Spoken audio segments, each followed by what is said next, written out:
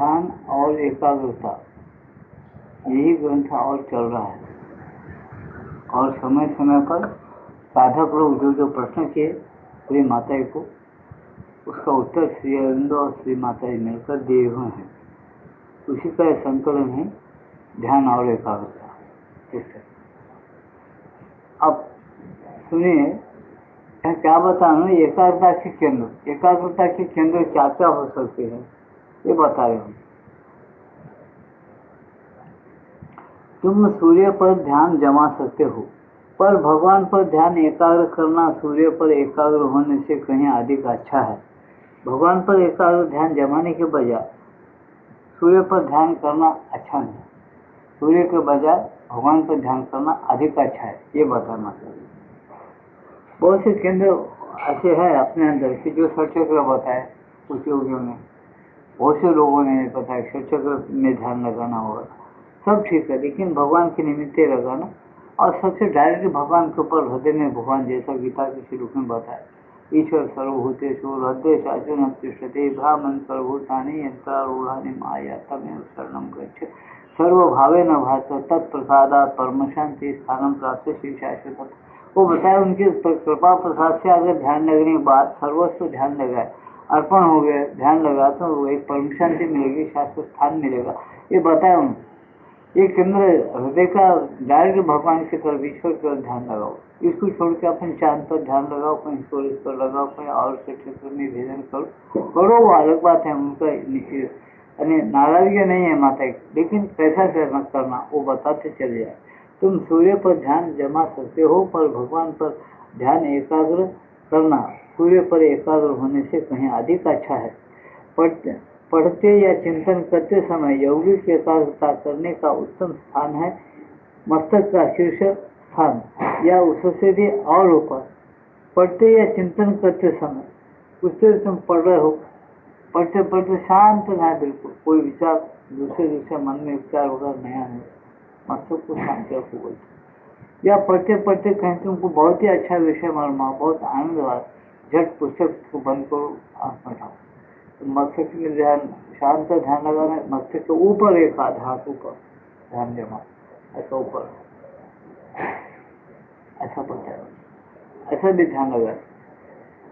ये सब भगवान के निमित्त पढ़ते या चिंतन करते समय यौगिक की एकाग्रता करने का उत्तम स्थान है मस्तक का शीर्ष तथा या उसमें भी जोर, उससे भी और ऊपर। इस योग में जब तक चेतना ऊपर नहीं उठती तब तक वास्तव में एकाग्रता का प्रमुख केंद्र हृदय ही होना चाहिए। क्या बताया इस पूर्ण योग में? क्या है? हृदय केंद्र बताया, जैसा भगवान ने बताया था। ईश्वर हृदय में, जब हृदय में एकाग्र हो गए, शांत थे भगवान, उसका हाथ में भगवान आज भगवान रोशनी गिरकर भगवान दिखे तुमको। आज कौन सा भगवान? तुम्हारा जो इष्ट है, श्री कृष्ण है, रामचंद्र है, लक्ष्मण, आपको बालाजी है, जो तुम्हारा इष्ट है लगा। जब तुम इष्ट को ध्यान करोगे, धीरे धीरे धीरे होता रहेगा। तो बताए जब तक हृदय में चेतना एकाग्र होकर ऊपर अपने आप नहीं उठ जाती समाधि की ओर, तब तक एकाग्रता के साथ ध्यान हृदय में लगाना चाहिए। पहले चलने वाले साधक को हमेशा जो अभ्यास किया, हृदय से ऊपर भी चलेगा, ब्रह्मानंद में गए, ऊपर में उसको ध्यान लग रहा है और वहाँ दर्शन हो रहे हैं, तो उसके लिए नहीं कहा गया उन्हें फिर नीचे आकर ध्यान लगाना, ऐसा मतलब नहीं। जब तक ध्यान तुमको नहीं लगता, उसके पहले की चीज समझा रही कि हृदय में ध्यान लगाओ। इनके योग में हृदय से शुरू। इस योग में जब तक चेतना ऊपर नहीं उठती तब तक वास्तव में एकाग्रता का प्रमुख केंद्र हृदय ही होना चाहिए। एकाग्रता की स्वाभाविक मुद्रा कैसी, देखो बताए। एकाग्रता पूर्ण ध्यान के लिए स्वाभाविक मुद्रा है निश्चल होकर बैठ जाना, खड़ा होना या घूमते रहना सक्रिय अवस्थाएं हैं। क्या बताया? एकाग्र होना क्या है? माता जी बोलते चुपचाप बैठ जाना। एकाग्रता ध्यान के लिए क्या है, चुपचाप सुखासन पर बैठ जाओ, जैसा मैं बैठा हूँ ऐसा नहीं, तुमको जैसा आसन भाया जिसमें सुख मिलता है तुमको ऐसा बैठो। आराम कुर्सी पर बैठो, शांत स्थिर कपड़ा डालो, शांत बैठ जाओ, एकाग्र हो जाना मना। किनको देखने के लिए, भगवान को देखने के लिए, भगवान का दर्शन करने के लिए एकाग्र होकर बैठ जाओ। तुम वहां अगर कोई साधक ऐसा है बहुत सौड़ा का प्रश्न लाए, ओड़ा शुद्ध जगह है ना, साफ सुथरा, जान जाला नहीं, कचरा नहीं, साफ सुगंधी जला या कर्पूर जला हुआ अच्छा स्थान पर बैठने और शांत ध्यान रखो। तो इससे क्या होता, ध्यान जल जाता है मनुष्य। इसे यहाँ बताया कि एकाग्रतापूर्ण ध्यान के लिए स्वाभाविक मुद्रा है निश्चल होकर बैठ जाना। खड़ा होना या घूमते रहना सक्रिय अवस्था है। खड़े होकर घूमते हुए फिरना, स्मरण करना है, ध्यान लगा। वो ध्यान कहाँ भी गया तो भी वो बराबर ठीक नहीं हुआ। ध्यान ही है आपका, लेकिन तो एकाग्रता झेलने के नहीं होती, कुछ क्रियाएं चलते रहेंगी, ऐसा बताया। इसे करना क्या, जब मनुष्य अपनी चेतना स्थायी स्थिरता और निश्चेष्टता प्राप्त कर लेता है, केवल तभी घूमते फिरते या कोई काम करते हुए एकाग्र होना या ग्रहणशील होना आसान होता है। जब उनकी चेतना स्थिर हो जाती है, उसकी जो चेतना मनुष्य के समझ शांत और स्थिर हो जाती है, तो ऐसे मनुष्य को घूमते फिरते चलते फिरते भी चेतना एक ही जगह रह सकती है। क्या हृदय नमस्ते, एक जगह शांत स्थिरता अनुभव करता है और शांत स्थिरता उसके काम रह सकती है। ये बस समझे, सोचो इसको। बैलेंस है, वो बैलेंस संभालना। तुम साइकिल मोटर चलाते, पहले आपको नैतिक आदमी को चाहता बैलेंस संभले नहीं रहता, साइकिल सीखना पड़ता। क्यों, सभी मनुष्य चला रहे, देखते ही सीख लेना, चला रहे देख रहे अपन। नैतिक मनुष्य को बोले वो चला रहे, तुम बैठ के चला, वो साइकिल पकड़ने नहीं आता पहले उसको। अगर पकड़ के पैडल मारते गए तो साइकिल को लेकर अपन भी गिरता, साइकिल भी गिराए। क्यों ऐसा होता, वो बैलेंस संभालने की जो युक्ति है वो सीखा नहीं। वो जब युक्ति सीख लेगा तो साइकिल पर बैठेगा, पब्लिक में घूमेगा, तो वो एक्सीडेंट नहीं करेगा, सब ब्रेक हाथ में रखेगा, सारी बातें उसको मिल जाती है उसमें। इसलिए ये भी ध्यान सीखना पड़ता है। तो सीखने के बाद तुम चलते फिरते उठते बैठते भी तुम एकाग्र और ध्यान कर सकते हैं। समझो, ऐसी ये बात समझा रहे हो ना कि बैलेंस तुम्हारा समतोलता रखो, समता रखो और स्थिर शांत बैलेंस तुमको आ गया तो तुम चला सकते हो। तो ये बताए खड़ा होना या घूमते फिरते रहना, यह अवस्था सक्रिय अवस्था है। ये एकदम परिनैतिक आदमी को ध्यान जमना, एकाग्र होना संभव नहीं। जब मनुष्य अपनी चेतना में स्थायी स्थिरता और निश्चेष्टता प्राप्त कर लेता है, केवल तभी घूमते फिरते या कोई काम करते हुए एकाग्र होना या ग्रहणशील होना आसान होता है। उस मनुष्य के लिए एकाग्र होना या ग्रहणशील होना आसान होता है। जिसको प्रैक्टिस हो गई, जिसको बैलेंस संभल गया अपने चेतना। जब चेतना अपने अंदर सिमट कर अपने सारे तत्व में निष्क्रिय हो जाती है, तो वही अवस्था एकाग्रता की समुचित स्थिति होती है। और उसके लिए सबसे उत्तम मुद्रा है शरीर की बैठी हुई स्थिति में समाहित निश्चलता। क्या बोलते, शरीर जैसा बैठा हुआ उसी निश्चल से क्या बढ़ गया आदमी, बिल्कुल नहीं कहा। हलना जैसा शरीर हल्का डुलता नहीं वैसा होना, इसे गीता में कहा है। जैसे एक श्लोक है गीता में कहा है, जैसा कासव ने, उसको तुम क्या कहते, कासव, कछुआ। कछुआ अपने तमाम अंग, अपने पैर, हाथ वगैरह, मुंडी सब अंदर खींच लेता है। गीता में श्लोक लिखे भगवान, वो अंदर ले लेता है, अपने ढाल के ऐसा उसका पीठ रहता, अपने अंदर खींच लेता था चुपचाप। इस तरह से पूरी चेतना जो है अपनी सब खींच लो अंदर और हृदय में डुबकी मार के बैठ जाओ, नहीं तो ब्रह्म में बैठ जाओ, स्थिर और शांत। उससे क्या तुम्हारी समाधि की अवस्था है। ऐसा करना चाहिए। अर्जुन बोल के गीता में श्लोक भी है, ऐसा नहीं श्लोक को बराबर। क्या श्लोक है रेड्डी साहब, कुछ श्लोक है देखो। हाँ हाँ, वैसा श्लोक है, उसमें बताया गया कि श्लोक जो है उसके अंदर बताया भगवान ने कि कछुआ जैसा खींच लेता है अपने हाथ पैर को, मुंडी को अंदर, ऐसा तुम अपनी चेतनाओं को बिल्कुल अंदर खींचो और निश्चित रहो, बढ़ जाओ। तो वहाँ तुम प्रतीक्षा करते करते अंदर तुम्हारे हृदय के दीवान खाने में भगवान बैठे हुए प्रत्यक्ष तुमको स्पष्ट दर्शन होता है, जिसको हमारे शास्त्रों में सायुज्य मुक्ति बोले। अपना जीवन रहते हो तो उसके साथ एक रहना, उसका दर्शन करना, उसको प्यार करना, बातें करना, सुसाइड से मुक्ति बोले, ये सब चीजें बताए, सब कुछ किए, लेकिन आपने हिंदी थोड़ा सब कुछ बहुत शुरू भूल ही गए उसको करते ही नहीं, उसको वो मिलता क्या बोल के बोलते बड़ा मान ले।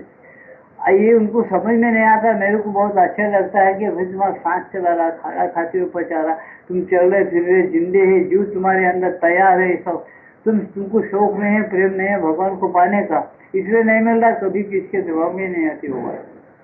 अपने अपना आप कठिन कर दिया उसने, मनुष्य क्या किया, अपनी भावना में उसको निकाल के फेंक दिया। भगवान मिलने के लिए बहुत निराल फरार कुछ कुछ करना पड़ता, झुकने सूखना, बहुत कठिनाइयां पैदा करना, तो कहीं भगवान मिलते क्या? भगवान इतने राक्षस है क्या दानव है? भगवान को मिलने के लिए तो भगवान ने बड़े बड़े संत बोले, अरे करके दयाल ने मानुष्य जन्म दिया, बंदा ना भजन करे तो भगवान क्या करे? ऐसा बोलने के बाद भी उसके कानों में नहीं घुसता, वो यही समझता भगवान करना बहुत कठिन है, कितना पुण्य होना, कितना ही होना, देखने बहुत पाता है, नहीं बैठा नहीं बैठा, इसको फुर्सत क्या मिलती? टीवी देखना क्या, सिनेमा देखना, गप्पे मारना क्या, क्लब में जाना, क्या क्या करना, इसके पीछे नहीं तो पंचायतें लगा लिया। उसको शौक इसका है, इसका नहीं है, इससे वो मिलते नहीं। समझे ना? चीज ऐसी ऐसे सियंदर माता जी आकर स्पष्ट कह दी कि भाई वो तो जरूर मिलता, उसको तुम्हारे पाप और पुण्य का डर नहीं है ना, पुण्य से उन्होंने लबालब भरने जाता और पाप से दोनों नाराज नहीं होता। तुम उसको ढूंढ रहे क्या, ये प्रश्न है। अगर तुम ढूंढते उसको देखना चाहते तो मिलता। अच्छा, अभ्यास से वो आंख पैदा होती, उस आंख से वो दिखता है, ऐसा पॉइंट है। इसे यहाँ बता गया, देखो जब चेतना अपने अंदर सिमट कर अपने सार तत्व में निष्क्रिय हो जाती है, तो वही अवस्था एकाग्रता की समुचित स्थिति होती है। और उसके लिए सबसे उत्तम मुद्रा है शरीर की बैठी हुई स्थिति में समाहित निश्चलता। जैसे स्थिति में बैठे ना वैसा निश्चल रहो।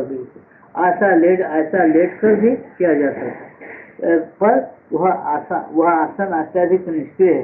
वो लेट कर करना क्या, वह आसन अत्यधिक निष्क्रिय सक्रिय नहीं होता, इसलिए और उसमें अंतर में समाहित होने की अपेक्षा जड़ बन जाने की प्रवृत्ति पैदा होती है।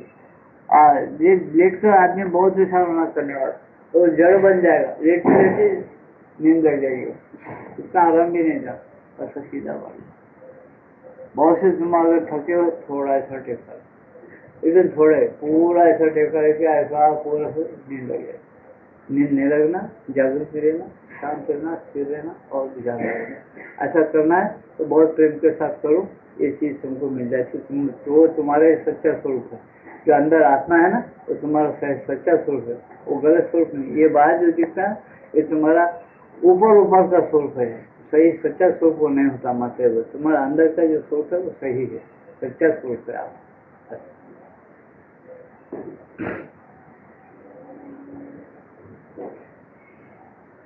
आसन आते निश्चित है और उसमें अंतर में समाहित होने की अपेक्षा जड़ बन जाने की प्रवृत्ति पैदा होती है।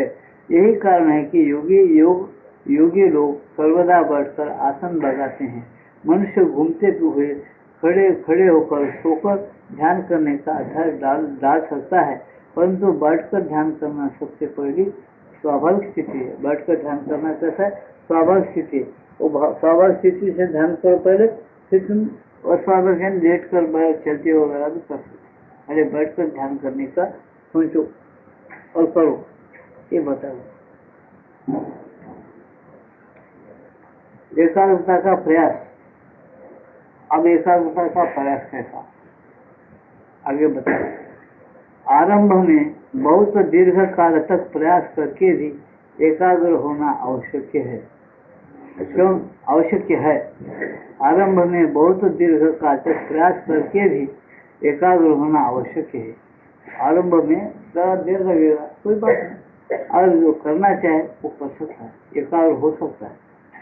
क्योंकि अभी प्रकृति चेतना तैयार नहीं होती, इसलिए देर लगता है, कोई बात नहीं। पर उस अवस्था में भी एकाग्र होने की क्रिया जितनी अधिक अचंचल और स्वाभाविक हो उतना ही अच्छा है। उस अवस्था में कैसा, जितना अधिक तुम्हारी अचंचल अवस्था हो, एकाग्र होने की क्रिया जितनी अधिक अचंचल और स्थिर हो, यानी जो जो आलोचनाएं तुम्हारे अंदर आते हैं, जो तुमको चंचलता या कल्पनाएं पैदा होते, उसको तुम जवाब देना बंद करना, तुम्हारी तरफ से उत्तर देना बंद करना, तो क्या होता? तुम्हारी स्थिति स्थिर और शांत एकाग्रता बन जाती है। और उस एकाग्रता में तुम भगवान को याद करते हो, भगवान को बराबर मिल जाती। आपको प्रभु हर एक में है तो वो जरूर मिल जाता, एकाग्रता बन जाती है। परंतु चेतना और प्रकृति जब तैयार हो जाती है तब एकाग्रता का अभ्यास सहज स्वाभाविक बन जाना चाहिए और सब समय बिना प्रयास के आसानी से करना संभव हो जाना चाहिए। जब एकाग्रता तैयार होती और एकाग्रता अच्छी तरह से जब तुम एकाग्र रहते हो और अभ्यास हमेशा करते रहते हो, सहज स्वाभाविक बन जाना चाहिए और सब समय बिना प्रयास के आसानी से करना संभव होना चाहिए। अब तुम ऐसा प्रैक्टिस करो एकाग्रता की, बड़ा नाम भगवान को की पूजा लोगों को देखने के लिए मत करो, कुछ पालो बस। बड़ा नाम लोगों को देखने के लिए मंदिर में जाना, ताली बजाना, घंटी बजाना, भगवान को मैं रोज मंदिर जाता हूँ, बिना स्नान के चाय पानी नहीं होता, क्या होता नहीं थे तो कुछ भी नहीं होता। यहाँ असल चीज क्या बोलते, अपने मन की जो अवस्था है स्थिर और शांत बना, चेतना और निर्मल बना और स्थिर रहते निर्मल जीवन रखे, निर्मल अवस्था होती है। निर्मल जीवन अगर मेरे क्या अपने रोजमर्रा के कर्म में निर्मल रखो, क्रोध रहित रखो, कामना रहित जीवन जगने की कोशिश करो। काम क्रोध मोह दम्भ अहंकार ये सब क्या है, तुम्हारे मन और तुम्हारी चेतना को गंदा कर देने वाली चीज है। इसे बड़े बड़े महात्मा संतों पहली चीज यही बोले, तुम्हारे षड्रिपु जो है ना उसको जहाँ तक हो सके दूर रखो। काम क्रोध लोभ मत्सर दम्भ अहंकार ये सब क्या है, तुमको गंदा बना देते तुम्हारे दिमाग को और चेतना को। पहले उससे तुम दूर रहने की कोशिश करेंगे तो कुछ तो तुम पाओगे, उसको दूर नहीं रखोगे और तुम रोजमर्रा जड़े अंतर करे जैसा रिकॉर्ड बजाते रहिए, वो गाना बजा तो बजाता है, रिकॉर्ड का उद्धार वो नहीं होता, इधर उधर गप्पे मारते वो भजन सुनने वाले का भी उद्धार नहीं होता। क्यों? जड़ंत है वो उसको बोलते रहता, उसको क्या रिकॉर्ड को समझेगा नहीं, सारी लगाओ मशीन को चलते रहता।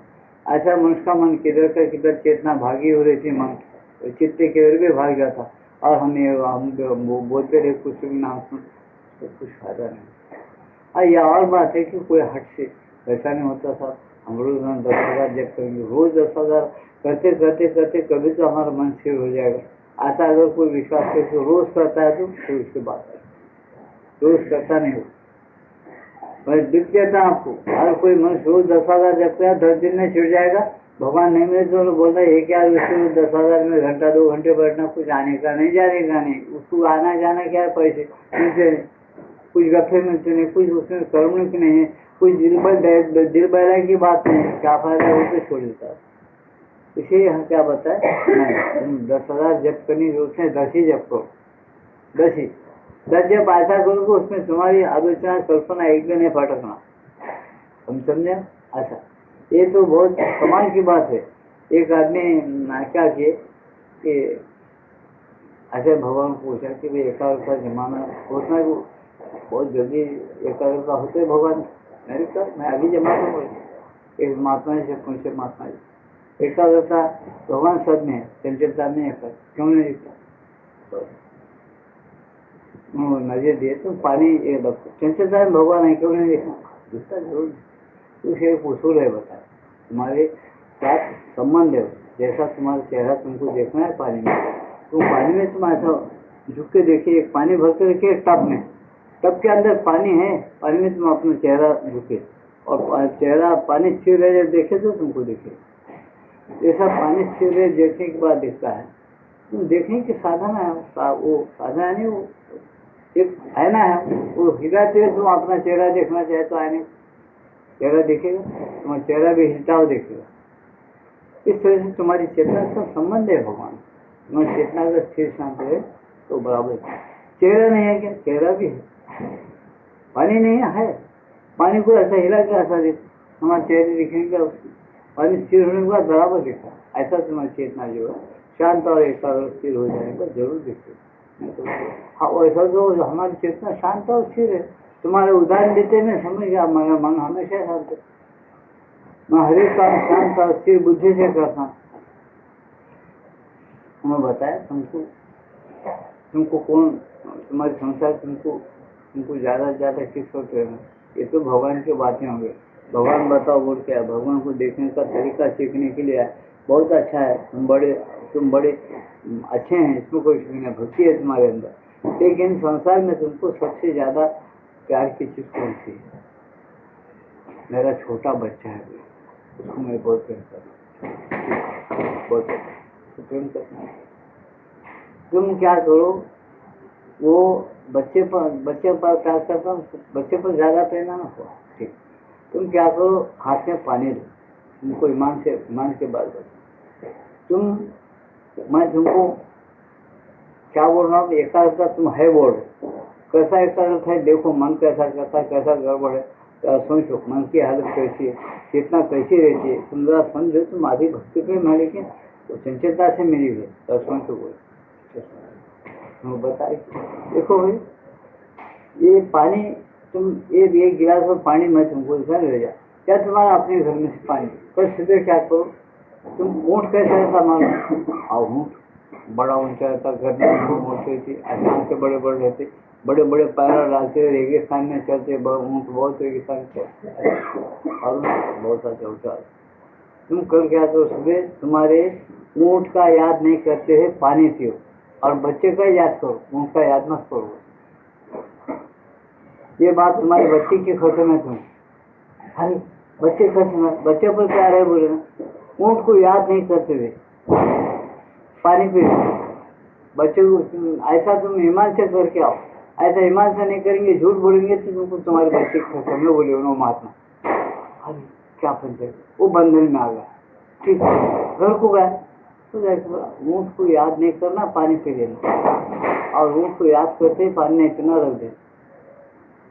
ऊँट याद आते रख देना, ऊँट याद ही नहीं आना तुम्हारे दिमाग, और इसको कहता देना बोल के चले, उसको बेचारे को अचंचलता क्या चीज है, स्थिर बुद्धि क्या चीज है मालूम ही नहीं।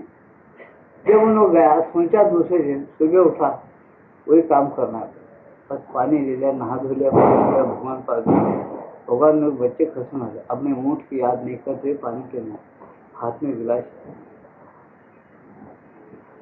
ऊँट की याद नहीं कर, बीवी को बोला ऊँट की याद नहीं कर, बीवी हाथी बोली तुम तो जरूर करेंगे, बोले ऐसा क्यों बोले, देखो ऊँट की याद नहीं कर, तो पानी हाथ में से ऊँट की याद आए, ऊँट की याद नहीं करते, पानी पियो बोले ना, लग दिया पानी, हाँ ऊँट की याद नहीं करते, पानी हाथ आए, फिर ऊँट याद आए, ऐसा शाम हो गई, हमने क्या ऊँट की याद नहीं करते हुए पानी पिया, वो पानी को हाथ लगाते ऊँट याद आने लगा। अब कहाँ से एक होता है, वो ऊँट को नहीं याद करना, पानी पी लेना पड़ता। महात्मा पड़ गया, अच्छा ईमानदार था, ठीक था, भोला भाला रहते क्या, माता जी के दो पैर पकड़े, महात्मा जी क्या करना, ऐसा ऐसा तुम याद मत करो बोले, पानी को हाथ लगाते ऊँट की याद नहीं करना बोल के याद आ रहा, आज वही तो है। यही बात है, ध्यान को सीखना पड़ता, ध्यान में संभालना पड़ता, इसलिए तुम बोला एकाग्रता के सिवाय भगवान नहीं मिलते, भक्ति और प्रेम के साथ एकाग्रता होना तब भगवान मिलते हैं, इसे उसको सीखना पड़ता, इतना ही बस, आगे बोलने की जरूरत नहीं है। मैं भी क्योंकि हम ऐसे ही करते, समझे कि हम भगवान को रिझाते, पूजा पाठ करते तो हमारे हर एक काम निष्काम भक्ति होती, क्या सब कामना भक्ति रहती है अपनी, हमको पैसा तो भी होना, हमारा बच्चा काम है, हमारी शादी तो भी होना, बच्चा तो भी होना, बच्ची तो भी होना, बिल्डिंग तो भी होना, कारवाई हमारे माँ को होना, कुछ तो भी हमको होना, समझे कि नहीं। वो देव को हमेशा देव देव बोलते रहते, देव को ही नहीं बोलते, तुम देव है लेकिन तुम बहुत जनों को दिए भगवान, आप मेरा सब ले लो और मेरे को तुम्हारे जैसा बना दो बोल, तो कोई नहीं बोलता ना, और देवी बोलता, तो ये इसके लिए माता जी बोलते ऐसा, तुमको सिर्फ प्रतीक्षा करो। और वही माता ये बोलते कि भाई तुम ऊँट को तुम कैसा है याद है ना, तो ऊँट कैसा है कि वैसा तुमको ऊँट देखना, और बराबर तुम ऊँट को देखने के लिए बराबर बैठा और याद करो, तो उनकी एकाग्रता जम जाती थी। समझे क्या मेरे बात को, समझे क्या। अगर वो माता जी बोलते कि ऊँट को नहीं याद करते, उनको परीक्षा देखना था इसलिए देखे, उन्होंने डेंगे मारने लगा, उन्होंने ऐसा बोल, और उसमें क्या गया, नाथ महाराज एक मराठी आदमी को उसके भैंस मार गई, दूसरी कहानी बोल रहा हूँ, वो भैंस मार गया तो उन्होंने जाके रोज पोथी सुनने जाता था, वहाँ जाकर उन्होंने बैठा पोथी सुनते, तो उन्होंने महिषासुर मर्दिनी का एक कहानी बताया बीच में, वो महिषासुर मर्दिनी की कहानी में उनके भैंसा तो भैंस पर बैठने वाली महिषासुर मर्दिनी, उसकी भैंस कैसी थी, बड़े बड़े उसके सिंग थे, बड़ी ऊंची थी, ऐसा थी वैसे थी। बोलते वो महाराष्ट्र की भैंस मर गई थी 4-5 दिन में मर जाके, और वहाँ रोज भागवत सुनने जाता। वो कहानी बोलते, वो कहानी सुना, अरे मेरी भी भैंस ऐसी अच्छी थी, मेरा भी भैंस वो मर गई है, महिषासुर मर्दिनी की भैंस ऐसी थी, मेरी भी ऐसी अच्छी भैंस थी, बोल तो रो रहा हूँ।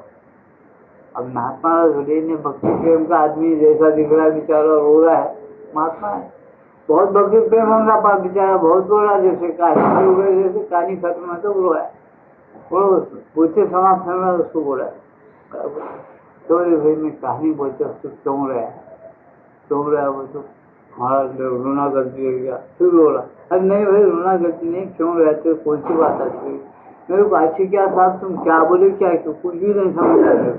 अरे फिर रोया ना रे बापू, तो रोया इसलिए साहब मेरे भैंस मर के 4-5 दिन हो, तुम वो महिषासुर मर्दिनी की कहानी बोल रहे, तो कहानी में भैंस का तुम वर्णन करे, उसके सिंह बड़े बड़े थे, बहुत ऊंची महिषी भैंस थी, उसके ऊपर महिषासुर मर्दिनी देवी बैठी और लड़ने के वास्ते गई, ऐसी सुंदर थी, बड़े बड़े आंखें थी, एकदम डरकार मत, जोर से डरकार मत, वैसी मेरी भैंस थी। तो आप बोलते और रो रहा, अरे फिर पंचायत पार भैया वो लोग, मैं तुमको बहुत भक्ति प्रेम वाला समझे, आप कैसा कर रहा, ये तो बहुत मुंह में फंसा सो है, ऐसा समझ गए महात्मा जी। नाथ महाराज, नाथ महाराज उसको क्या युक्ति बताया मालूम, उनको मालूम है महात्मा है, बोले अरे बाबा ये भैंस नहीं मरी, महिषासुर मर्दिनी की भैंस जो है वो दिव्यता से भरी हुई, माता जी उसके ऊपर बैठे, वो एक अवतार नहीं, भैंस है नहीं, महिषासुर मर्दिनी भैंस पर बैठ के वो काम किया।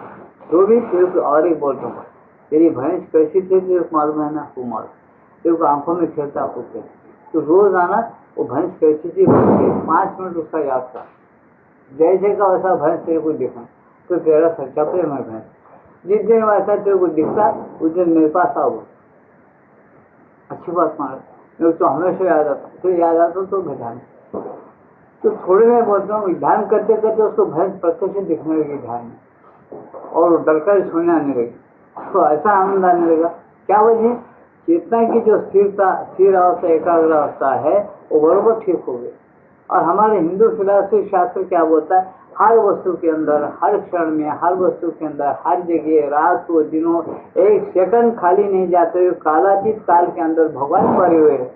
तो भैंस में कैसा नहीं, सूक्ष्म भैंस में कैसा नहीं, तुम क्या करते हो, भगवान का ध्यान करते ना, भगवान का है समझते, वेंकटेश का हो, राम का हो, कृष्ण का, तुम मूर्ति अपने घरों में क्यों रखते, वो भगवान है समझ कर रखते, कागज का टुकड़ा बुक के नहीं रखते।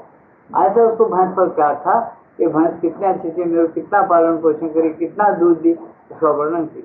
तो उन्होंने समझा उसको, अरे बाबा वो भैंस भगवान ही है, उस रूप में आके तेरे को पालन पोषण करे, उसके अंदर भगवान ही थे, वो भगवान जीव रूप में थे, वो निकल जाने के बाद वो लकड़ी हो गई, वो मर्जी कर उसका जीव, फिर भैंस तो उसको किसी जगह में जाती, तेरा उसका ऋणान बंद था, वो चलेगा, उसके लिए रोते क्या, उसका ध्यान कर, वो मिलती है, तेरे को मार्गों पर दर्शन करती है, उसमें भगवान, उसको सच उसकी बुद्धि निर्मल हो गई, वो भैंस का ध्यान किया और उद्धार हो गया उसका, वो बातचीत करने लगी। ऐसा तुम्हें बातें गलत समझेंगे, तुम कुछ भी नहीं देखे, कुछ भी नहीं समझ में आता तुम लोगों को मेरी बातों से, मैं ऐसा समझता हूँ, समझे ना। पांडित जी चलो, ये अलमारियाँ बात करते साधु कौन सी, हमारे पर कचरा पड़ा, इधर जाली लगी हुई, झाड़ू मारो ना, कितने दिन हमको ऐसा रहते, अलमारियाँ बात करते हैं वहाँ पर, समझे ना। ये ग्रेट, ये संसार, दिव्य संसार आप लोगों को पता ही नहीं है अभी, अपने थोड़े में रह के अपन समझते हम बहुत बड़े ज्ञान है, काय का ज्ञान नहीं लगा,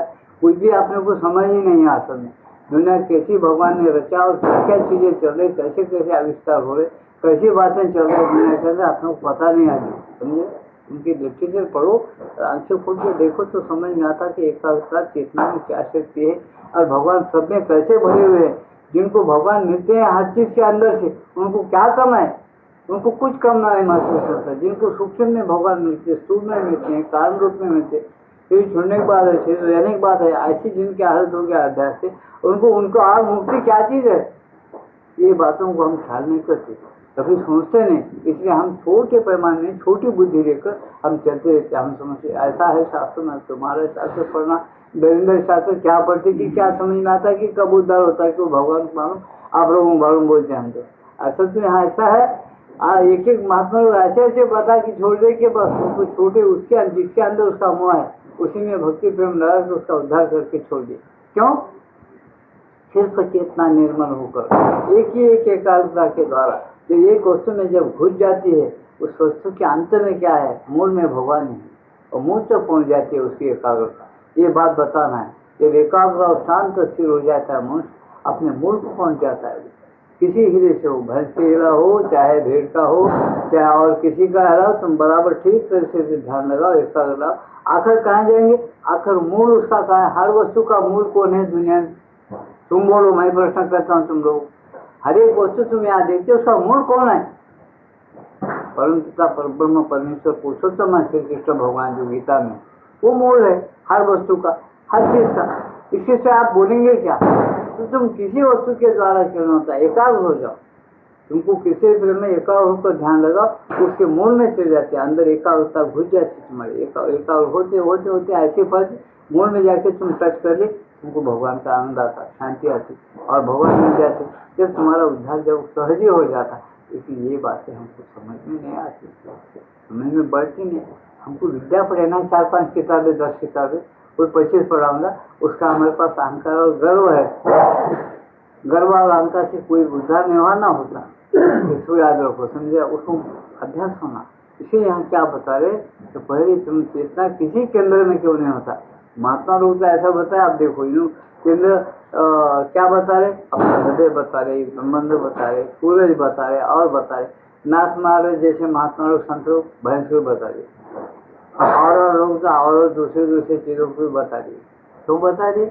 उनको मालूम है कि हर वस्तु का मूल परब्रह्म परमेश्वर परमात्मा है, वहाँ बराबर टच होता है। लेकिन वो एक कोई तरफ रहना, अरे कल्पना वगैरह उत्तर जमाना नहीं, वहाँ गड़बड़ नहीं करना, तो बराबर तुम्हारे एक धार बन के बराबर अंदर घुस जाते और परमात्मा को प्राप्त कर सकते।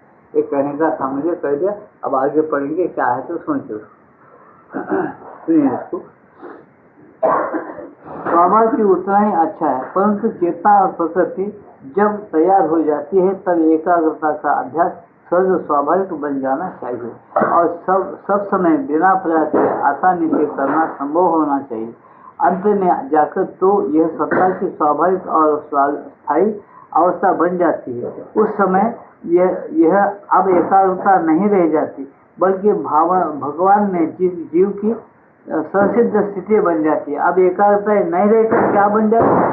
अब जैसा मैंने कहा, मूल को जाके पहुंच जाती, भगवान के अंदर एक सहज स्थिति में रहना शुरू कर देती। तुम्हारी चेतना भगवान से टच होती, भगवान के अंदर निवास करती है, भगवान एक हो जाती है। समझे ना? भगवान गीता में क्या कहे, बहुत से लोगों की दृष्टि से ओझल हो जाता। मैं जो वाक्य बोलता हूँ ना, बहुत से लोग नहीं समझते। क्यों? पढ़े कम रहते हैं, गप्पे मारने को टाइम नहीं मिलता, पढ़े गप्पे बोलते। देखो यद गत्वा न निवर्तन्ते तद्धाम परमम मम बताए। जिस गति से वो धाम में, मेरे धाम में आ जाएगी, फिर वापस नहीं होता। बोले और धाम बताए अपने स्वरूप को, यद गत्वा न निवर्तन्ते, जहाँ वो गति होने के बाद फिर वापस नहीं होता है, वो धाम मेरा है बोल के बताया श्लोकी। उसको कौन विचार करता है? यद गत्वा न निवर्तन्ते तद्धाम परमम, ऐसा बताने के टाइम है ना श्लोक गीता में, याद है ना? ऐसा है। ये जो चीज है उसको कौन सोच रहा? धाम बताए, हम क्या समझते? शंकर चक्र गदा पद्म वगैरह सब रहते, नीला रंग वगैरह रहते ही भगवान नहीं समझते। उन्होंने अपने कितने रूप बताया, कितने लीला बनाया, कभी ख्याल में करते क्या अपन उसके कितने अंग है, कैसा कैसा वो रहता है मालिक, कभी उसको सोचते हैं अपन? नहीं सोचते। पानी में रसमय होगा, कभी अपने को याद आता है क्या? ऊँट की जरूर याद आएगी। और कोई बोला ना, ऊँट को याद नहीं करते पानी पीना, उसको याद आता। सोचा हम 100 बार बोलते, पानी में रस उन्होंने बनाया, पृथ्वी में गंध उन्होंने बनाया, सूर्य का तेज उन्होंने बनाया, चंद्रमा का तेज उन्होंने बनाया, आदमी के अंदर मन उन्होंने बनाया हुआ। ऐसा बोले तो वो याद आता क्या? लेकिन क्या को याद आता? क्या बना के क्या नहीं सीखा, उससे क्या जरूरत है? ऐसा होता है। जरूरी चीज नहीं समझता, भूल जाता है। इसलिए ना उसके दिव्य विभूतियों की याद आती, ना दिव्य तो भगवान के दिव्य तो भी याद आता है, कुछ नहीं याद आता, आदमी भूल जाता है। क्यों? उसके अंदर वो चेतना अभी तैयार नहीं है, उसको शौक नहीं है, प्रेम भक्ति नहीं है। प्रेम भक्ति और शौक रहते उसको बराबर याद आता। तो यहाँ पर यही कह रहे तुम अभ्यास करते करते स्थायी बन जाते, उसके अंदर बिल्कुल शांत और स्थिर निवास करते, तब उसके धाम में निवर्तते श्रद्धाम परम मम, ऐसा मैं मेरा धाम है, ऐसा बताया गीता के अंदर। हम कभी ढूंढते नहीं उसका धाम कैसा होगा, उसके साथ विमान में जाना पड़ेगा, हम किताबें पढ़े, हम उसके धाम में जाना कितना दूर है कि यहाँ से उसका धाम, जैसा चांद दूर है ऐसे जगह बराबर है, चांद जैसा वो धाम कितना दूर है, जरूर दूर है। एकाग्रता के लिए एकाग्रता जिसके अंदर नहीं उसके अंदर बराबर उसके लिए दूर है, समझे। गीता में एक ही बात बताया श्री कृष्ण भगवान, जिस मनुष्य का अर्जुन इस पृथ्वी पर जिस मनुष्य को अंदर में शांति नहीं आई, शांत स्थिर भाव नहीं है, शांति नहीं है, एकाग्रता नहीं है, उस मनुष्य को शरीर छोड़ने के बाद दूसरे जन्म में भी उसको शांति या परलोक में शांति और स्थिरता नहीं रहेगी उसको। क्यों? उसके संस्कार साथ ही उन्हें उखड़ जाता, इससे उसका जरूरी है उसका अभ्यास करो। गीता के स्वरूप में है, किसी को नहीं समझ में आया कराओ बताता हूँ, गीता के स्वरूप बता। जब जिसको यहाँ एकाग्रता और ध्यान नहीं, यहाँ जिसको शांति नहीं, उसको परलोक में भी शांति नहीं मिलेगी, कहाँ से मिलेगी? हमेशा टेंशन रहते रहे तो कहाँ से मिलती? गीता के अंदर बताता हूँ। तो ऐसा कहने का मतलब क्या, इसको कमाना चाहिए मन, अपने मन को, अपनी चेतना को स्थिर और शांत बनाना। जब भगवान के अंदर स्थिति हो जाती है उसकी, जब वो उसका धाम मिल जाता है, वो वापस में फिर खड़े कारोबार करते चलते फिरते सब उसका मन शांत और स्थिर रह सकता है। ये बताया उन्हें। अपन एक ही बात फैसला कर देते, बड़े बड़े लोगों की जबान से मैं सुनता, मन तो चंचल रहता, मन कभी शांत होता है? शांत हो जाए। शास्त्रों में देखो, किताबों में देखो, मन शांत रहता है, मन हमेशा चंचल ही रहने वाला, कभी किसी का शांत हो गया। बड़े बड़े करते जैसा ज्ञानी लोग बात करते हो, वो विश्वामित्र ऋषि थे, उनका मन चंचल हो गया, इतने बड़े ऋषि का मन चंचल हो गया, तो ठीक है, विश्वामित्र ऋषि बोल तो काय को बोलते फिर उसको, मर्जी सा होला था बोलो ना, कोई बोलते नहीं, कैसा बोल, उन्होंने कैसा होली हो सकती। हम उसका नजर लेके हम चंचल रहना चाहते, उन्हें चंचल रहना नहीं चाहे, चंचल रहते हुए चंचलता से निकल गए, फिर पूर्ण जैसा ब्रह्म ऋषि बनना है बन गए। हम वो भी नहीं बनते, ये भी नहीं बनते, हम खाली बीच में पुकारते रहते होगा, हमारे पास कोई हैसियत ही नहीं बनने। इसे क्या कहना है, वैसा नहीं, वो लोग ठोकरे खा के तुमको बताए, पर इतना ऊंचा चढ़ने के बाद भी ऐसा होता है, होशियार लोग, तुम ऐसी स्थिति करो, हमेशा भगवान में रहो, तो देखो कैसा हो। ऐसे नजर तुमको नहीं मिलतेगा, तुकाराम महाराज चंचल नहीं है, नाथ महाराज चंचल नहीं है, और एकनाथ जनार्दन महाराज नहीं है, ऐसे नजर नहीं मिलते, ऐसे उदाहरण नहीं मिलते। वो लेंगे क्या? आप नहीं लेंगे, वो जो चंचल है उसका लेंगे उदाहरण। क्यों? आपको खुद को चंचल रहना है, इसीलिए लेते हो नहीं, ऐसा है। तो ऐसे लोगों के ऐसे अध्यात्म नहीं है, भगवान ने बताया, ऐसे लोगों को ना यहाँ शांति मिलती ना परलोक मिलती, वो हमेशा उनके अंदर टेंशन गड़बड़ गड़बड़ गड़बड़ फिरते रहते हो लोग, उनको शांति मिलना बहुत कठिन है, उनके लिए आसान नहीं है योग। इसलिए यहाँ बताया कि बिना प्रयास के आसानी से करना संभव होना चाहिए, अंत में जाकर तो यह सत्ता की स्वाभाविक और स्थायी अवस्था बन जाती है। उस समय यह सब एकाग्रता नहीं रह जाती, बल्कि भगवान ने जीव की संसिद्ध स्थिति बन जाती है। भगवान ने जीव की स्थिति क्या बन जाती? संसिद्ध। संसिद्ध का मतलब भगवान के जैसा ही, समझे क्या? उसके अंदर जाके रहता ना, संसिद्ध बन जाती, दोनों एक साथ हो जाते, जीव वो ब्रह्म बना पड़ा, एक स्थिति आ जाती।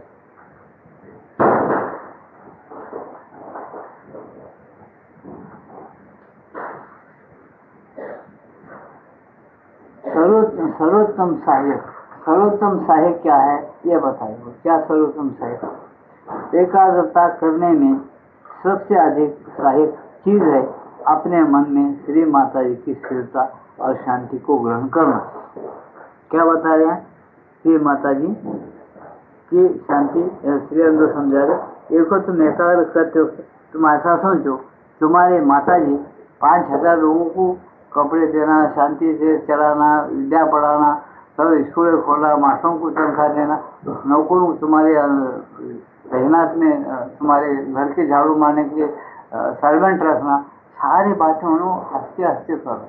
जब भी माता के दर्शन से हंसते माता जी फूल देना, कुछ श्लोक लिख के देना, कुछ वाक्य देना उनके अच्छे वाक्य, ये सब हंसते हंसते कर रहे हैं। कभी माता जी शांति से अलग होकर तो देखे क्या? कभी किसी जोर से पुकार के गुस्सा कर तो दिखेगा, ऐसा महसूस करेगा नहीं। फिर तुम माता के अंदर जो शांति है उसको ही बोलाओ। ये हम लोग पूछे तो लोग ध्यान करो और बोलो माता के अंदर जो शांति है, समता है, वो हमारे अंदर हो। माँ हमारे अंदर तुम्हारी शांति, तुम्हारी क्षमता हमको मिल जाती। ऐसी कृपा करो, ऐसी दया करो, ध्यान करो बोल के बताए, समझे ना। ये शांति को ध्यान करने से वो तुम्हारे अंदर आते रहेगी। ये कोई ध्यान करो बोलते। एकाग्रता करने में सबसे अधिक सहायक चीज क्या है? अपने मन में श्री माता की स्थिरता और शांति को ग्रहण करना। यह तुम्हारे ऊपर विद्यमान है, ये तुम्हारे ऊपर ही विद्यमान है। माता की शांति को और स्थिरता को ग्रहण करो। केवल मन और उसके केंद्रों को उसकी ओर खुलने की आवश्यकता है। केवल मन और मन के केंद्रों को माता की तरफ खुलने दो। हमेशा श्री माता स्मरण रखो तो उनके अंदर की शांति स्थिरता तुम्हारे अंदर चले आती है, बहते आती है। वो सरल वस्तु है। माता जी अपने श्वास से हमेशा छोड़ती।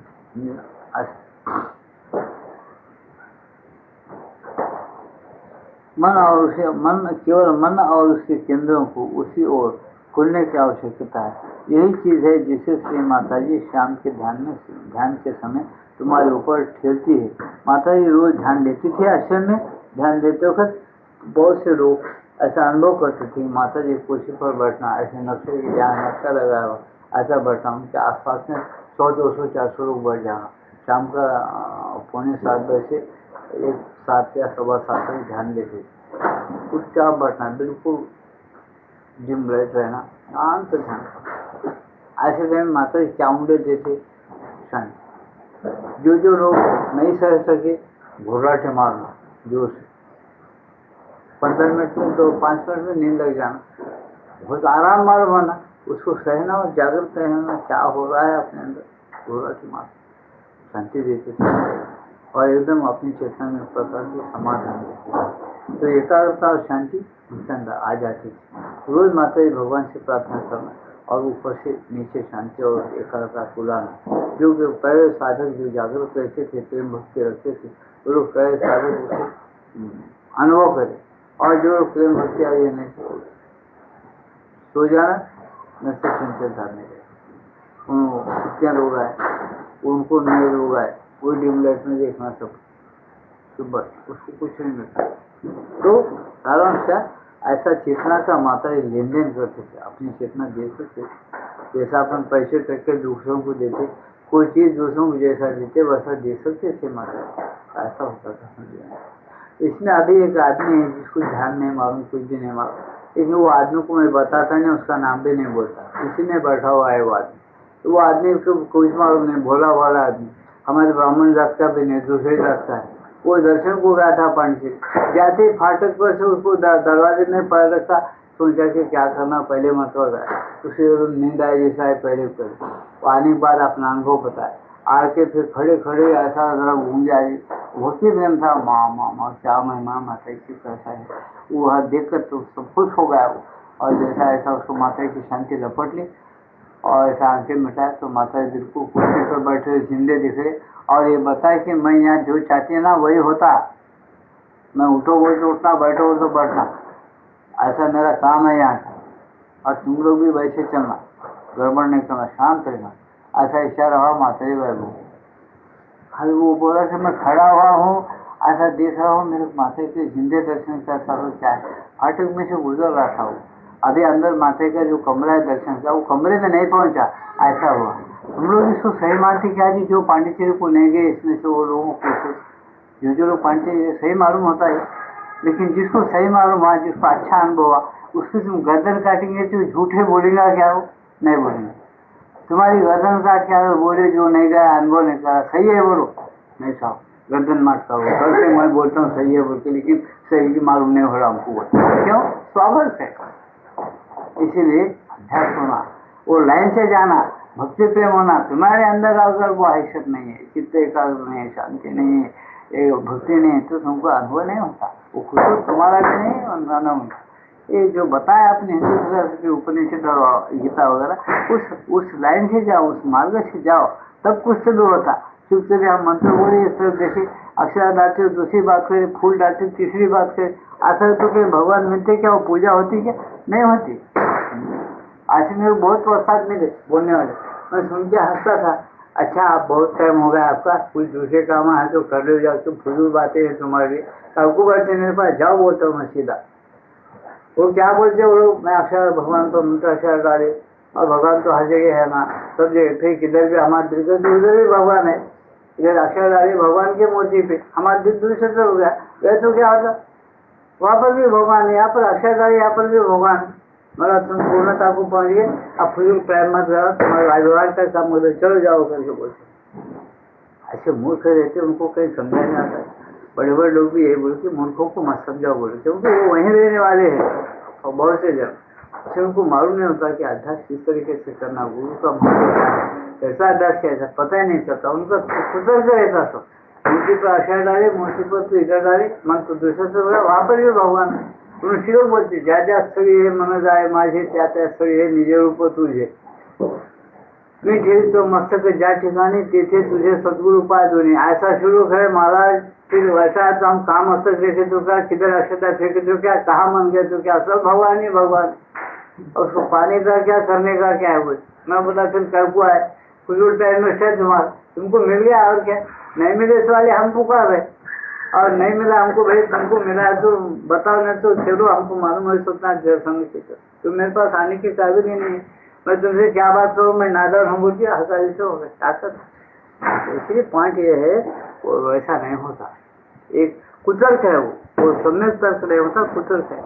उसे कहने का कारण क्या है कि इन्होंने यह बताते कि भाई एक चीज है जो बरोबर लेन देन कर सकता है, आदमी दे सकता है, लेकिन उसका मूड ठीक होना। अब यहाँ क्या बता रहे, एकाग्रता का भय। एकाग्रता का भय कैसा, सोचो समझो, बोलते कैसा? एकाग्रता के भय को तुम्हें भगाना होगा। तुम जो अपने ऊपर शून्यावस्था के आने को करके आती है, तो एकाग्रता तुम्हारे अंदर जब पैदा होती है, उतर के आती है, तब तुम्हारी चेतना फट जाती। एक दिन बोला था मैं, चेतना फट जाती। तब तुमसे एक ऐसा अनुभव होता, बताते माता ये विश्व ही मेरे अंदर है, या मैं विश्व के अंदर रहा हुआ हूँ, ऐसी स्थिति साधक में आती है। क्या मैं बताए, आत्मा और विश्व मेरे अंदर, मेरी आत्मा में सब विश्व है, विश्व के अंदर मेरा आत्मा समाहित है। ऐसी स्थिति होना रे अर्जुन, कृष्ण भगवान बताए। विश्व लोग भी है उसके अंदर, लेकिन उसको अपन दृष्टि से उधर करते पढ़ते और ये अपन को कहाँ मालूम होता है, इतना होता क्या, पर नादान बन के उसको छोड़ देते, ख्याल नहीं करते, सोचते नहीं, किसी को मिलता भी नहीं। यहाँ क्या कर रहे, जब ये विशालता आती है ना, तुमको भय लगता है। इतनी बड़ी विशाल शांत स्थिर अवस्था आ रही है, इस शांति में से मैं उठ सकता हूँ क्या? मैं फैलते जा रहा हूँ, मैं कितना बड़ा होते जा रहा हूँ, ऐसा महसूस होता है। आदमी मैं बड़ा होते जा रहा हूँ, फैलते जा रहा हूँ, फिर मैं इतना फैलने के बाद मेरा क्या होगा? तो वो एकदम घबरा जाता और ये बोलता है क्या ऐसा अच्छा नहीं है। तो माता जी जाके बोला, माता जी मैं ध्यान तो बैठा, तो मैं एकदम ऐसा फैलते जा रहा हूँ, फैलते जा रहा हूँ, फैलते चले जा रहा हूँ, मेरे भय लगा। तो माता जी भय को देखता, तुम्हारी चेतना फैलती है, हमारी कृपा समझो, प्रसाद समझो, फैलने दो। तुम्हारी स्थिति क्या क्या होती है तुम देखने वाले बनो, और तुम्हारे अंदर क्या परिवर्तन रूपांतर होता है वो देखते हो। ऐसा भय रखने से ये कैसा होगा, ऐसा बता। भय बहुत बुरा है, भय नहीं रखना बुरा है। एकाग्रता की भय को तुम्हें भगाना होगा। तुम जो अपने ऊपर शून्य अवस्था के आने को अनुभव करते हो, वह महान शक्ति की निरता है, जिसने तुम अपने आत्मा के विषय में शरीर में बंद शिक्षा अहंकार के रूप में नहीं, वर्ण विश्व के समान निश्चित आध्यात्मिक आत्मस्वरूप के रूप में सचेतन होते हो। आध्यात्मिक आत्मस्वरूप के रूप में तुम विस्तृत होते हो और जागरूक होते हो। ऐसे टाइम में तुम डरना नहीं, चेतना विलीन नहीं होती, चेतना जो है विलीन हो जाएगा, मेरे को कुछ याद नहीं रहेगा, यहाँ तो मैं मर जाऊंगा, ऐसे किसी को डर होना, मैं इसमें से निकल जा रहा हूँ, फिर गुजरेगा ऐसा होता है। तो इससे वो आदमी डर जाता है, उसको नहीं कर सकते। चेतना विलीन नहीं होती, चेतना की सीमाएं विलीन होती है। चेतना की जो सीमा है ना वो विलीन हो जाती है। माता क्या पता, चेतना जो तुम्हारी है चित्त वो विलीन नहीं होता, चेतना की सीमा जो है वो विलीन हो जाती है। ऐसा चेतना की सीमा विलीन होता तुमको अनुभव मैं बहुत बढ़ रहा है, इधर क्या उधर फिर सक रहा हूँ, तो क्या बात है, अब मैं किधर किधर फिरना, क्या कितना बड़ा विशाल मंडल है, अच्छा घबर जाता है। इसे तो रास्ता मालूम नहीं रहता, अपने गुरु के ऊपर भरोसा नहीं या भगवान के ऊपर भरोसा नहीं, वो याद नहीं करता उनको वहाँ उस सूक्ष्म रूप में वहाँ उनको मदद नहीं मिलती, तो होता क्या, तो बहुत जबरदस्त ये कुछ हो गया। तो ऐसी भी स्थिति नहीं होना, इसी इन बातों को अच्छी तरह से पहले में समझना, और फिर बार बार अभ्यास करने वाले लोग जो ये बात पढ़ते हैं और सुनते हैं ना, अपने से एक कदम आगे बढ़े हुए लोगों से राय लेना, उनको अपने अनुभव बताना, किसी प्रकार का धोखा नहीं, अच्छा बड़े मजे में वो आगे बढ़ सकता है। और एक दिन वो ये कहेगा कि परब्रह्म और मेरे में कोई फर्क नहीं, उसका मैं आऊँ तो इस लीला के अंदर मेरे को एक नाटक दिया उन्होंने खेलने के लिए, ये संसार बोल, वो संसार करके मुझे फिर उसी के साथ एकता रखते हुए मुझे जीना है, ये शरीर छोड़ते हुए उसी के अंदर मुझे रहना है, और जब भेजता है तब आना है मुझे, ऐसा है मेरी स्थिति, वो समझ जाता, वो निडर हो जाता, वो मुक्त अवस्था में रहता। इसमें क्या बुरा है, किसी के लिए भी अगर ये प्राप्त हो तो बुरा क्या इसके अंदर, लोग इसको स्पष्टता समझ नहीं सकते, फिर अनुमान करते संशय करते, इसको बहुत महसूस पड़ता, यही बात है इसके अंदर स्पष्ट माता ही बताए। विशालता में ऊपर से विशाल शांति उतरती है, ज्योति ज्ञान आनंद उच्चतर चेतना अवसरित होती है। क्या बता, ये एकदम विशालता में ये एकदम क्या होता है, ये फैल जाता है, फिर क्या होता है सीमाहीन, उसी एक बात की निरंतरता में कुछ समय के लिए विचार बंद हो सकते हैं, बता विचार सीमाएं विलीन हो जाती है चेतना के, लेकिन होता क्या आगे निरंतरता आता है, उसके बाद समय कुछ समय के लिए विचार बंद हो सकते हैं। ऐसा हो सकता है कि एक महान सीमाहीन मुक्ति और विशालता के अतिरिक्त वहाँ और कुछ न हो, ऐसा हो, परंतु उसी निरवता में, उसी शून्य विशालता में ऊपर से विशाल शांति उतरती है। क्या बता, उसी शून्य शून्य और विशालता में ऊपर से परम शांति उतरती है। ये बातें सुनते हुए गड़बड़ में गई, गीता में नहीं ना ये बात, गीता नहीं है तो गलत है, वही को काम क्यों पड़ता, युद्ध की गड़बड़ थी, जितना बोलना उतना बोलते, ज्यादा क्या बोलते गीता, जिसके बारे में श्रीरंग अवतार है मुद्दा लेकर मुझे बातें बोल तो खुला बोल रहे, पूरा जितने जितने बातें समझाना पूरा पूरा बोल, विशालता में शांति आ सकती है बताए। फिर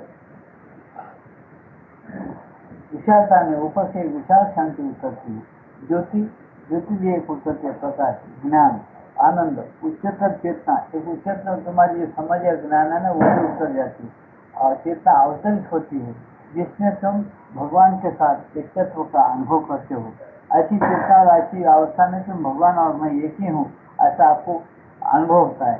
यह रूपांतर का प्रारंभ है और इसमें डरने की कोई बात नहीं है, ये रूपांतर का प्रारंभ है, इसमें डरने की क्या बात है। साधक को बताया बाबा डरने की आवश्यक, डरो मत, तो तुम्हारा दूसरा जन्म है जो अंदर ही अंदर तुमको जन्म हो रहा है, उसके बाद वो बाहर फूट कर निकलता है। माता जी के लिए उदाहरण भी दिए पहले, दूसरे पुस्तकों में मुर्गी अपने अंडे को सेकती है, उसके जैसा बच्चा उसके अंदर बंद है, तो वो सेंकते क्या होता है, तो कभी उसका टाइम आया तो एकदम वो बाहर अंडे फूट जाती और बाहर आ जाती, तो बाहर से क्या बन कर आती हो, पूर्ण जो मुर्गी के हिसाब मुर्गी के बाहर आए, वैसा तुम्हारी चेतना जो है भगवान से टच रहती है, अंदर ही अंदर वो बन जाती है, विचार शांति दूर होगा।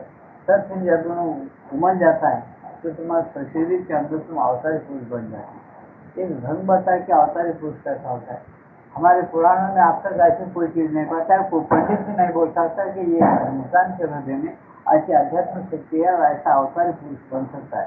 साधारण मनुष्य अगर इसका अभ्यास किया और करते करते चला तो वो राम के अंदर उसके पुरुष के अंदर कोई भेद नहीं है, ऐसा वो राम ही बन सकता है, कृष्णा बन सकता है। जो जिसका वो ध्यान करेगा उसके लक्षण और उसके रूप सब उसके अंदर उतर जाते हैं अंदर, और बाहर से वो जैसा मन से ऐसा दिखेगा क्योंकि उसके जो सीमा है चित्ता और मन के विचार हो जाए और उसके लक्षण सब दिव्य लक्षण होते भगवान के, ऐसा हो सकता है। तो स्पष्ट बता रहे, अनुभव बता रहे, ऐसा हो सकता है, इसमें डरने की क्या बात है, ये रूपांतर का योग है। उनके योग में क्या है, परिवर्तन और रूपांतर मनुष्य में आना है। ये आगे चलकर मनुष्य क्या बनता है, इसका नाम उन्होंने अतिमानव बोले। अतिमानव मनुष्य मन जाके मनुष्य अतिमानव बनता है, मनुष्य जाके अतिमानव बनता है, ये सब पता है। लेकिन आज तक मनुष्यों को उनकी डेफिनेशन पढ़ने की कोई ख्वाहिश नहीं, कोई पढ़ता नहीं, इसको समझने की कोशिश करता नहीं। वो अपना दुर्भाग्य से नुकसान का नुकसान कर देता है, उनका उसमें क्या जाना आना है। इसलिए तुम समझ के चलो, साधक को बता रहे हो कि देखो भाई ऐसा, इसमें क्या बुरा क्या है बताओ, बोलते अच्छा है। यहाँ से और क्या कह रहे हो, चित्त और चित्त वृत्तियों का निरोध, चित्त और चित्त वृत्तियों का निरोध, वो कैसा वो बता। चित्त है विशुद्ध चेतना, क्या होता है चित्त, क्या है पहले का स्वरूप क्या होता है, विशुद्ध चेतना। जैसे सचित आनंद में चित्त है, मानसिक प्राणिक शारीरिक चेतनाओं का निश्चित रूप, और इसी में से विचार भावावेश संवेदन प्रवेश आदि की क्रियाएं उत्पन्न होती है। क्या सच्चिदानंद, समझे क्या है, और कैसा सच्चिदानंद, अब तुमको विश्वास हो या न हो,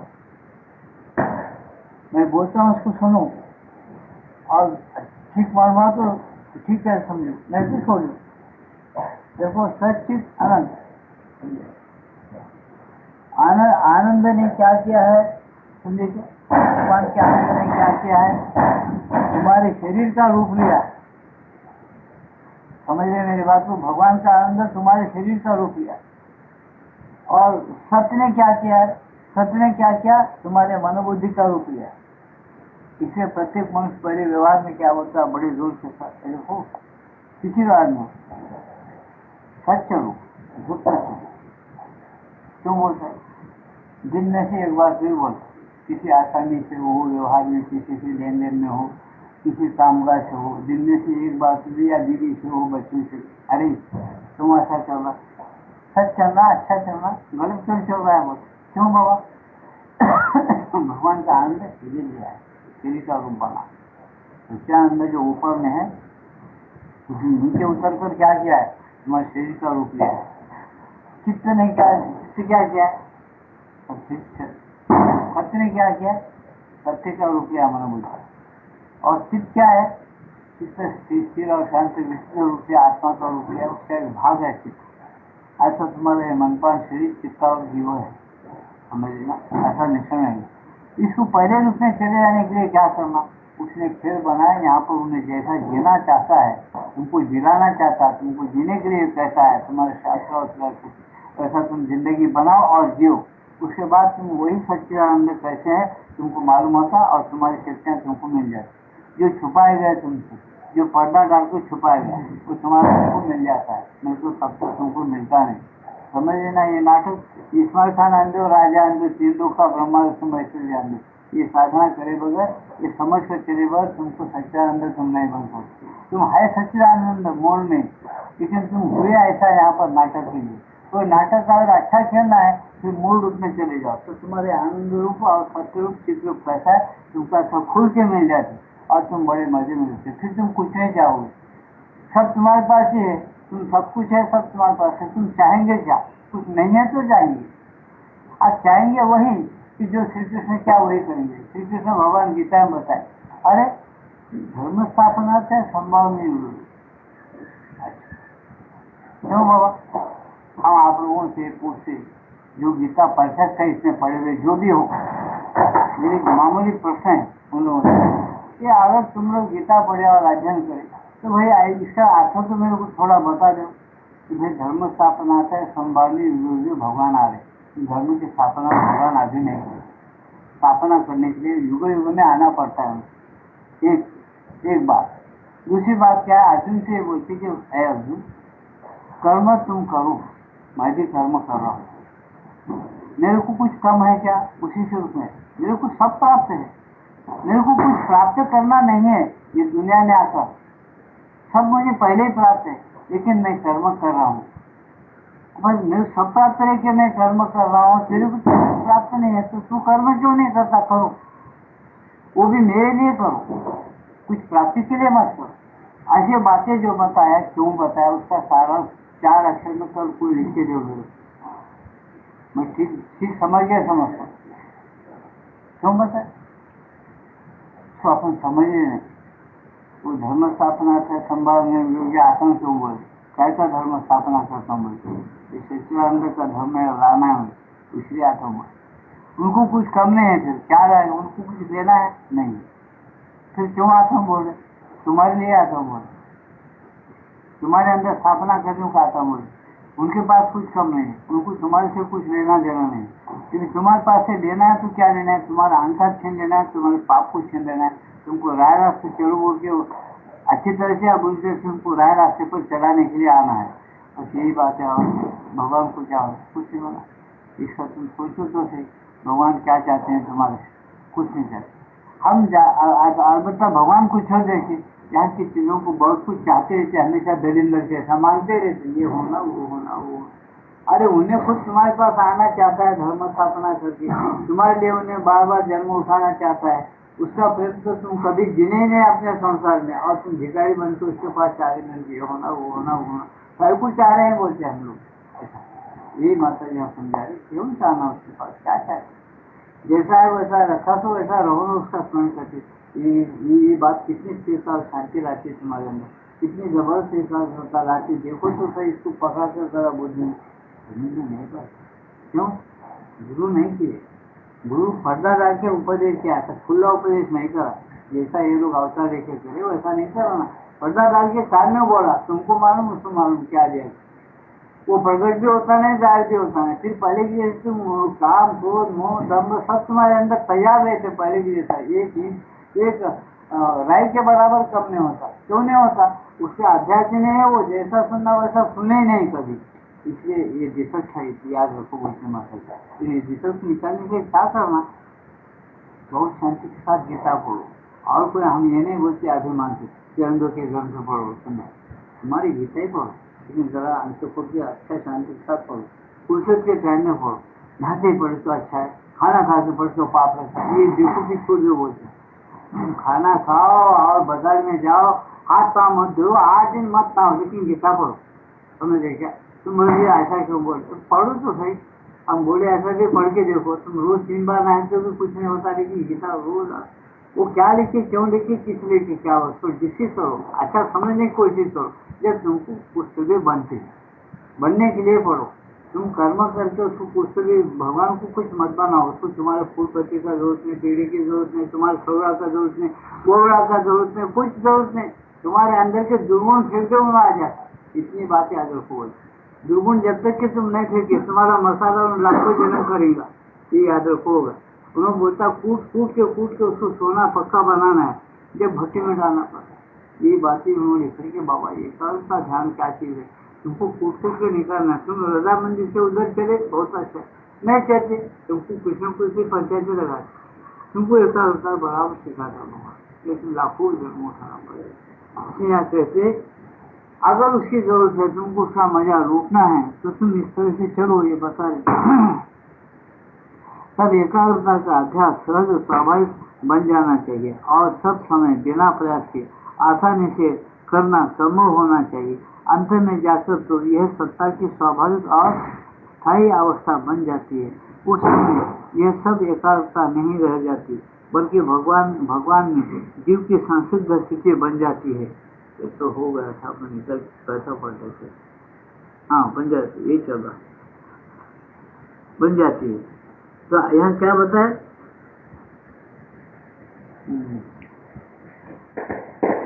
तो यहाँ एकाग्रता का भय, ये भय के लिए क्या था, उसमें क्या क्या उतरती है बताए।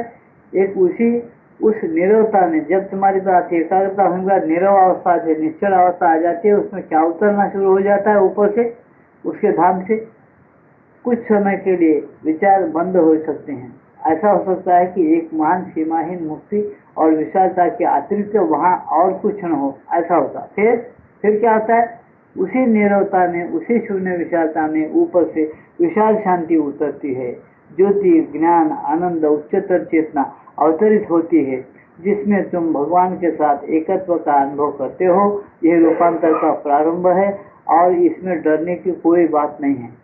ये बात बताए। आगे क्या बताए, चित्त के बारे में बताए।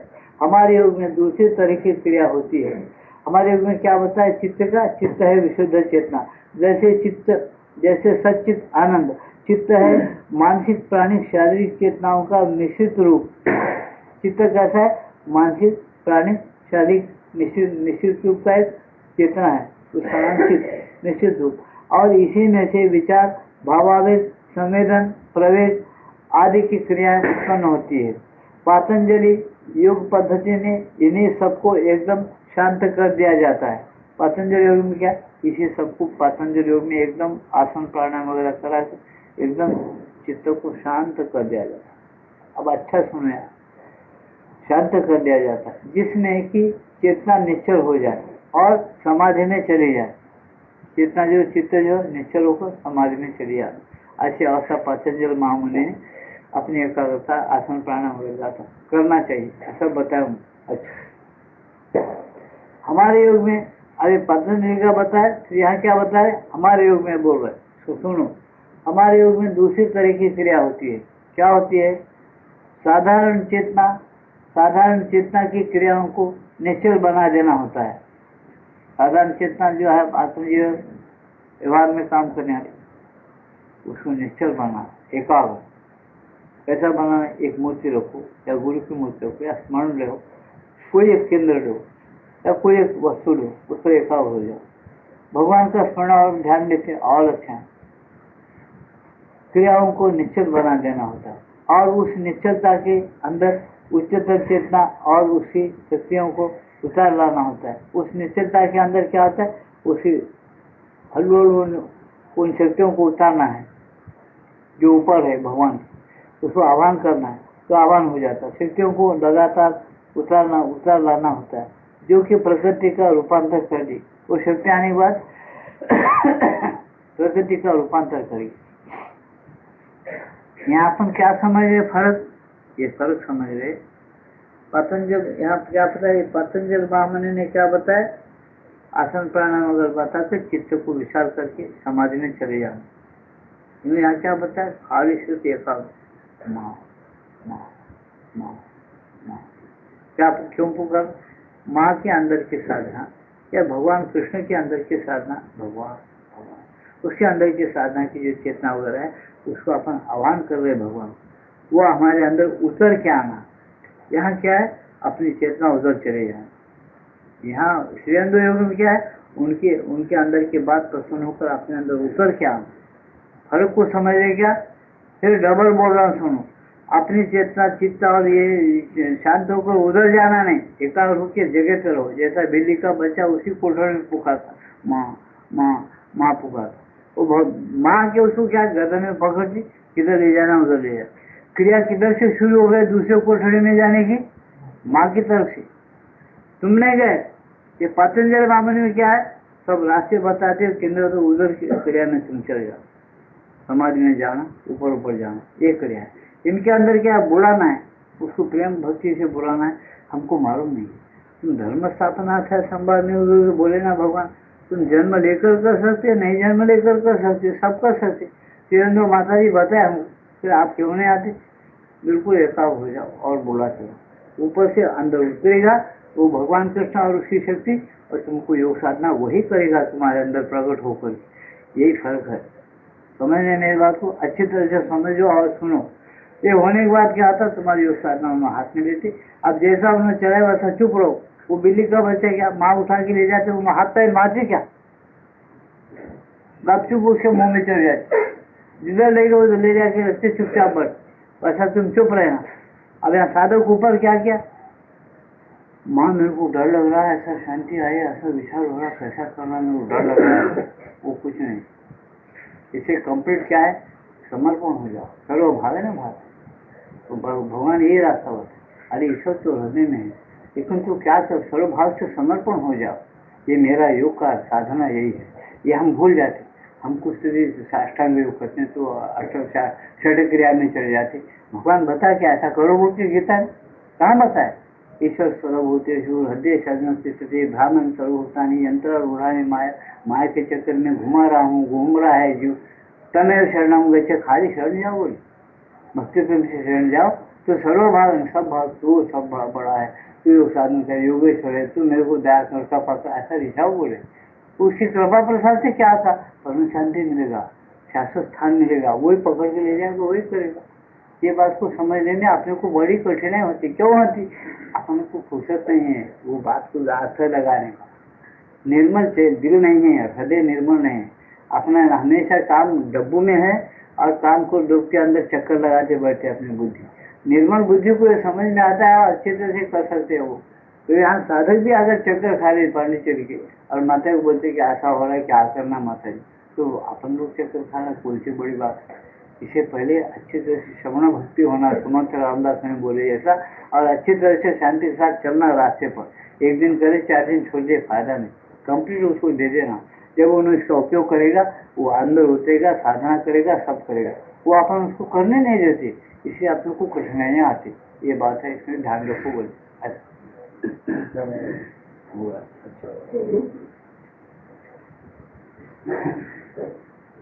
जैसे यहाँ बताया कि पाचन में का यहाँ बताया साधारणता हमारे योग में दूसरी तरह की क्रिया होती है।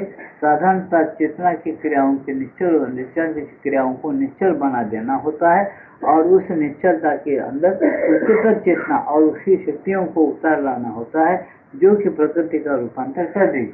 वो उतार लाना होता है, उसकी प्रतीक्षा करना उस समय वो स्वयं उतर कर आती है, हमारे एक रूपांतर और परिवर्तन कर देती। ऐसा कैसा होती, इसलिए उदाहरण लो। क्या उदाहरण लो? गर्भ में बच्चे को कौन बनाया? बाप बनाया जाकर या माँ बनाए?